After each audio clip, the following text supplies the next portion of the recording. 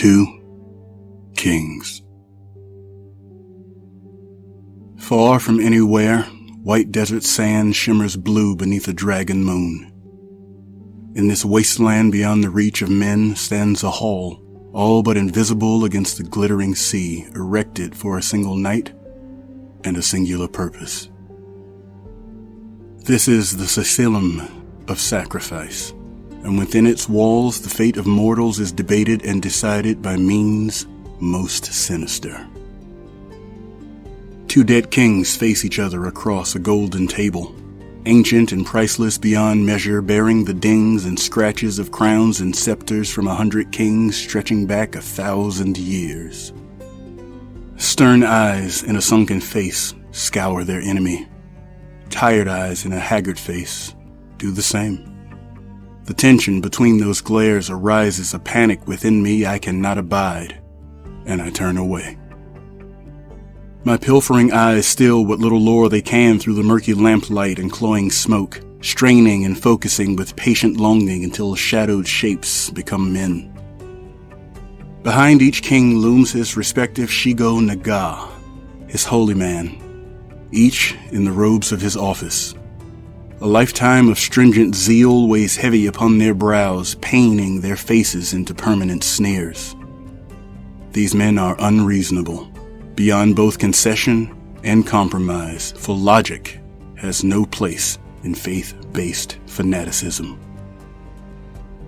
Beside them, clad in gilded armor wreathed and garnished in gaudy medals and decadent awards for barbarism and war crimes, tower the king's knight generals. Faceless beasts, beautifully regaled to hide the swirling void of faux humanity perfumed in service, when in truth, their position is simply an excuse to vent their oceans of endless rage. They are murderers, ever ready to be let off the figurative leash. Lurking just a step deeper in the shadows and indistinct to all but the most discerning eye are their ravens, their daggers in the dark.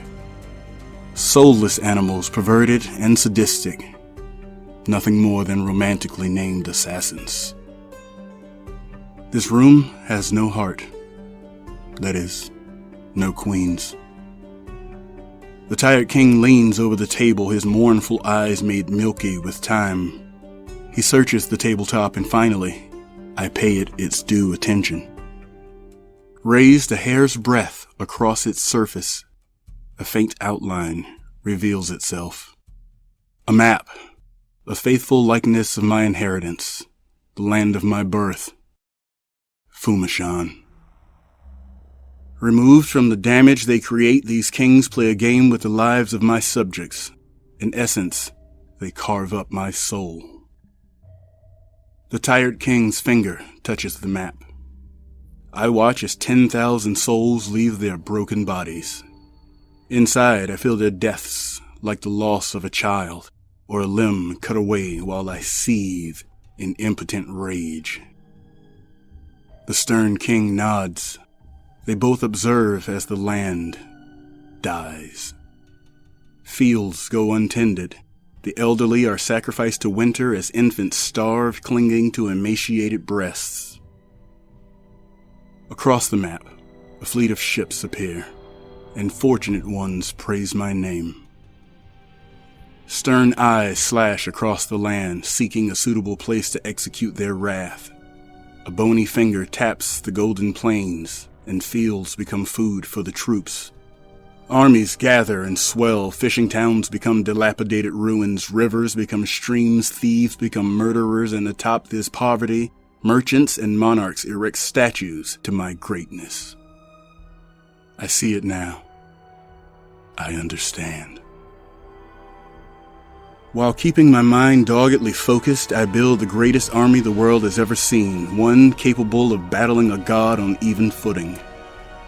But the land I love, my home, my soul, will bathe in the abysmal flames of my victory.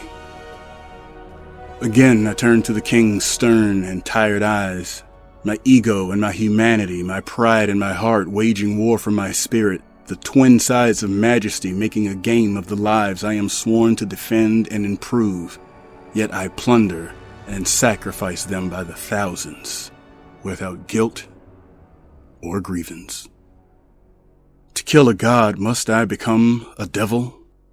Must I fight fire with dragon fire until all is ash and victory looks no different from defeat? This cannot be.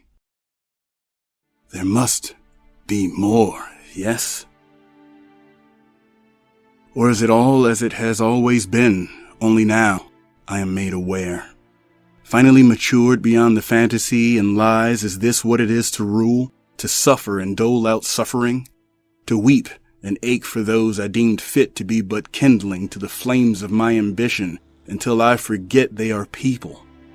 People! Not merely pieces on a board in a game. Is this how my soul dies? And if so, is there no other path, no other way? Have I not the fortitude to find and walk that path to lead those who survive to a better, more compassionate tomorrow? I cannot believe this is what I thought I wanted. I am such a fool.